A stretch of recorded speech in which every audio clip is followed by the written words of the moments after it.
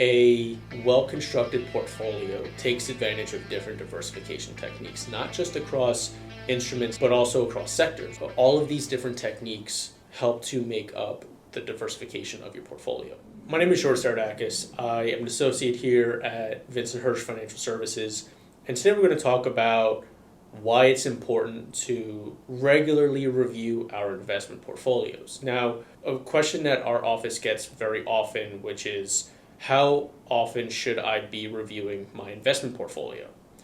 For many people, especially those who are young or mid-career professionals, this isn't something that necessarily feels urgent because retirement is still decades away. But the markets are constantly moving, so it's easy to assume that sometimes the best approach is just to simply invest and not think about it too much. Now, that may well often be the case. But periodic portfolio check-ins can actually play an important role when it comes to maintaining thoughtful long-term investment strategies. And so today we're going to talk about why these check-ins matter, especially when it comes to periods of volatility like we are experiencing as of this recording in March of 2026, and why they can be so valuable for investors at different stages of their lives.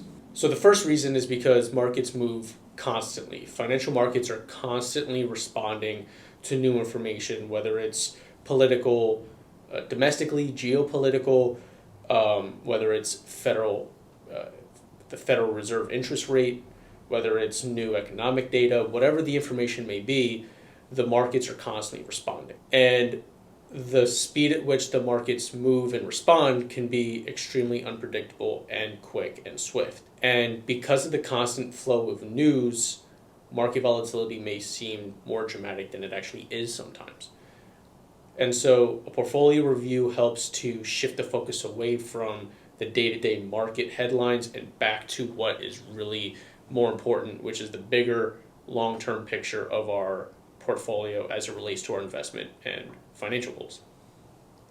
So rather than asking, what did the market do today, the more meaningful questions become, how does my portfolio still align with my long-term goals? What is the overall allocation, and is that still appropriate for my risk tolerance, my needs? Has anything changed in my financial situation, and how is that being reflected in my portfolio? And so just these types of questions can definitely help to start the conversation. These types of questions can really help to jumpstart the conversation in making sure that our investments stay connected with our long, short, and medium-term goals, rather than just trying to be reactive to short-term market fluctuations. Another thing to consider when we are reviewing our portfolios is understanding how it handles volatility. During periods of market volatility, during periods of uncertainty, we often see how extremely valuable having these meetings and having these thoughtful strategies of our investment can be. And it becomes more and more apparent the more and more we do it. A well-constructed portfolio takes advantage of different diversification techniques, not just across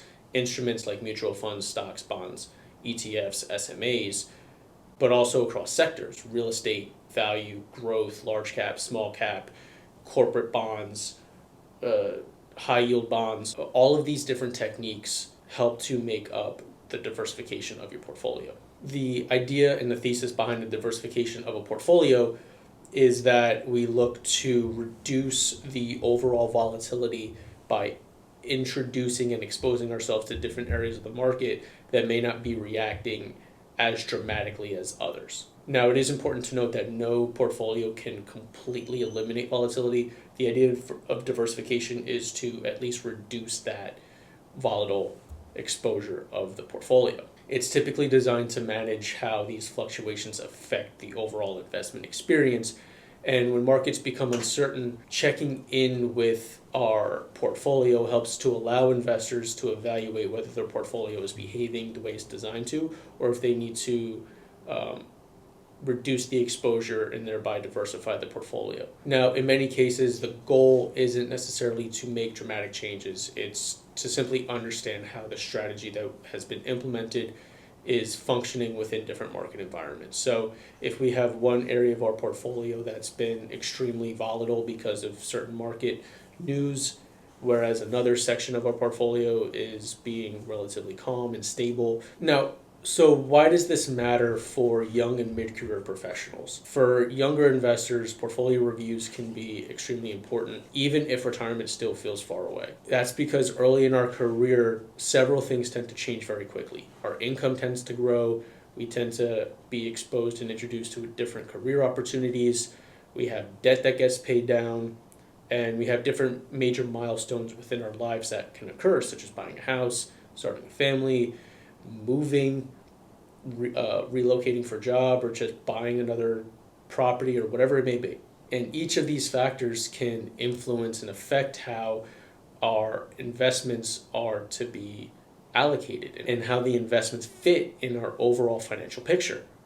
And at the same time, earlier stages of investing are often where consistency and behavior matters the most. If we succumb to panic selling with certain economic and market conditions, we're not allowing ourselves the opportunity to dollar cost average across different parts of market, ups, downs, highs, lows, which can really cause a strain on the portfolio and limit its growth later on. So these small course corrections over time and early can have a meaningful impact over the life of our portfolio, whether it's 10 years down the road, 20, 30, 40, etc.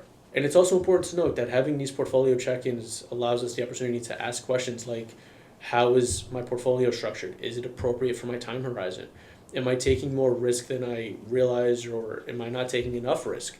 Has my allocation drifted as markets have moved? That if one section or one sector of our portfolio has grown exponentially because of just a bull run in that part, and then other parts of our portfolios have stayed stagnant just because there's been limited growth, that has shifted the weight of one sector relative to the other in the overall portfolio.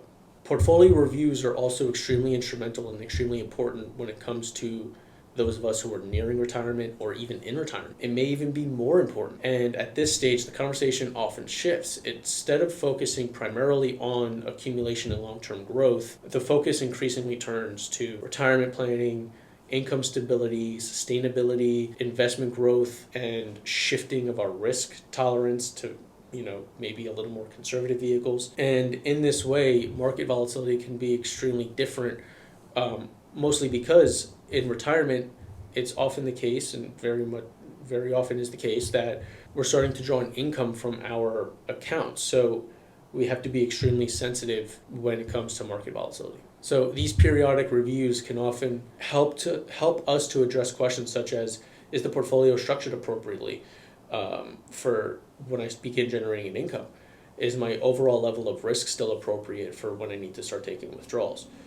How much of withdrawals am I going to start taking, and is that supported by the level of risk? How might the market volatility affect short-term income needs? And does my overall investment strategy still support my longer-term retirement goals? And that's if we're still 5, 6, maybe 8, 10 years from retirement. So in short, having these conversations helps to ensure that the portfolio continues to support both current lifestyle needs and long-term financial security, even as market conditions evolve as we move into the retirement phase of our lives. When it comes to rebalancing and keeping our investments aligned with our goals, this is yet another reason why having these reviews matters so much, and it's for an idea called portfolio drift. Over time, certain areas of the market may perform better than others, as we were talking about before. When that happens, these investments begin to represent larger portions of the portfolio than had originally been intended. Again, if one part of our portfolio just is exposed to one sector that has grown exponentially while another area or two have been exposed to those with limited growth, then this part of our portfolio is going to have a much larger representation compared to the rest. And so having these periodic reviews often allows investors to reevaluate whether rebalancing may be appropriate, just so they can bring their portfolio back in line with their original strategy. And that often just has also a lot to do with the portfolio selection, or the investment selections within the portfolio itself as well. And this process isn't necessarily about predicting what markets are going to do in the next 6, 12, 18, 24 months. It's about maintaining the structure that's been designed to support our long-term financial goals. The last point of why a portfolio review is so important is that we look to reconnect our investments with our broader financial plan.